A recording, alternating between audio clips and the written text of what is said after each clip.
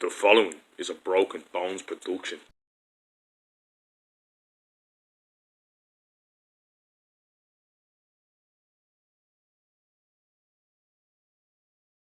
I'm a photographer.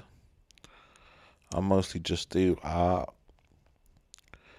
For a long time, I used to just go for walks with my camera, take pictures of buildings, spy on civilians, and that was about it. I never really was interested in making any money. I was primarily working as a chef, and there was a much more stable income, plenty of hours, and plenty of free time to pursue my work. A few years ago, I was beaten very badly by Greater Manchester Police and received quite severe brain damage and could no longer work as a cook. This left me with a huge dilemma: what to do with my time. For several years, I did nothing. I watched documentaries, films, television shows, and didn't take any pictures. One day, I was inspired enough to go to Hive BJJ in West Didsbury, and I started to take more photos there.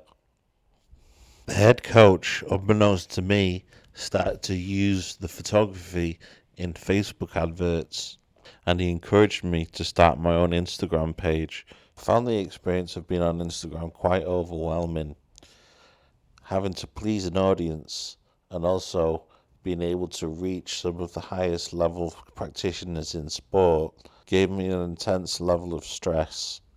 Kyle Terra, the BJJ black belt and multiple time world champion, liked one of my pictures, and he was the original motivation for me trying to do a more storytelling based visual project based around martial arts. Just as soon as I'd managed to get my head around all of this, we went into lockdown due to the COVID pandemic. In this period of isolation, I attempted to take my own life. I kept under section at Cheadle Royal Hospital run by the Priory Medical Group. I found the entire experience to be very mentally scarring, and the staff were very unhelpful and unprofessional. Thankfully, after a year, I left.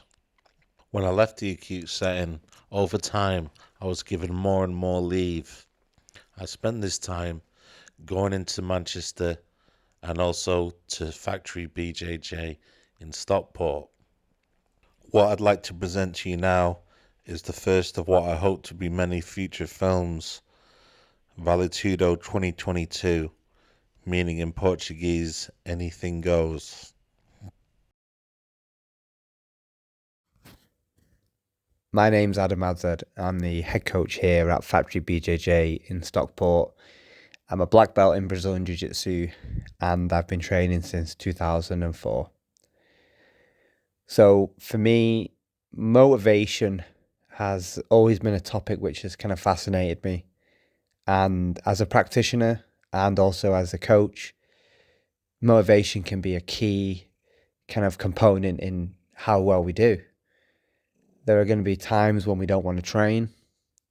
There are going to be times when we feel like we're not improving or we're going backwards.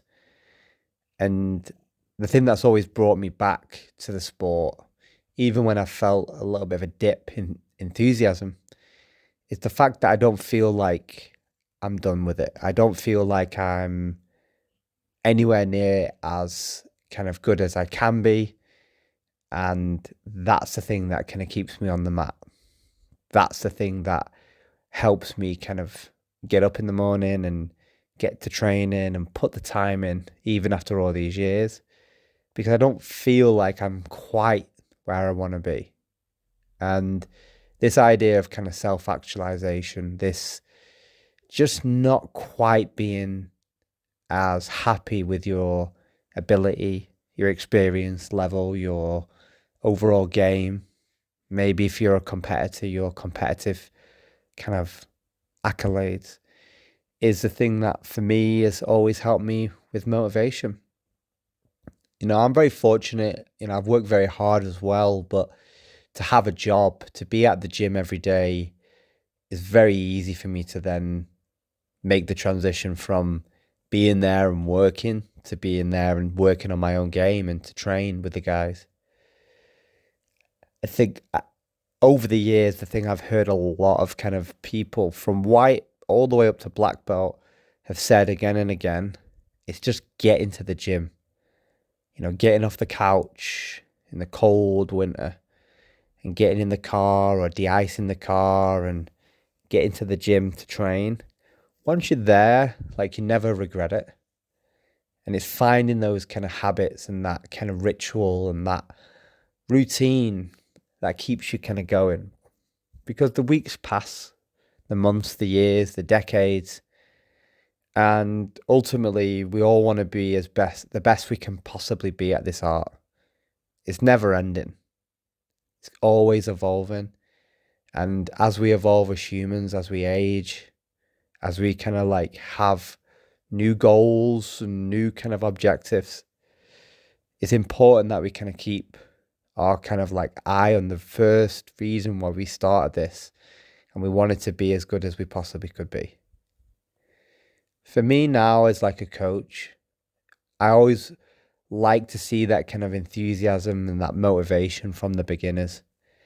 And if you're still in that kind of honeymoon phase, as a lot of white belts are, it's really important to kind of realize why, you love the sport that you're doing, and to kind of remember how it feels to be a beginner again, and to remember how it feels to find new information and to add new techniques into your game, and to feel that breakthrough and to feel that improvement in your game when you kind of feel like your game's going backwards or you're in a bit of a plateau. Because the motivation to keep coming back is the thing that's going to get you to black belt. And I often say to my guys, like, the key is to feel like, always think about, do one thing every day that gets you a step closer to black belt. And we're in a world now where that can easily be done. Whether it's watching instructional videos, dissecting jiu-jitsu matches, actual training, stretching, strength and conditioning, thinking about the food you're eating, hydration, sleep, game planning, journaling, meditation. Like, the list is endless. And all these things, amongst a whole host of other things that can work for you, can help make you take that step every day closer to black belt. So for me as a coach now, it's not only my job to improve every day as an athlete and as a practitioner, but I also want to make sure that I'm helping you guys out, helping my team out. And rising tide lifts all ships. And even for you guys at the lower levels, you want to be thinking about how you can help your teammates out, because ultimately they will help you out. And even if you've only been in this sport a short while, you've realized very, very quickly that without your teammates, without training partners, without those who can help you out and give you advice, then you're limited very, very quickly on how far you can go in this sport.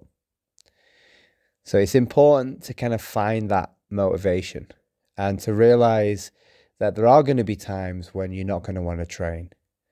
There are going to be times when you feel like your game isn't as improving, maybe as quickly as it has in the past, or as quickly as you'd like it to improve. But it's all part of the ups and downs of training jiu-jitsu. The motivation that we find, the routines that we build, the rituals, and remembering the reasons why we started in this sport is the thing that's going to keep us coming back.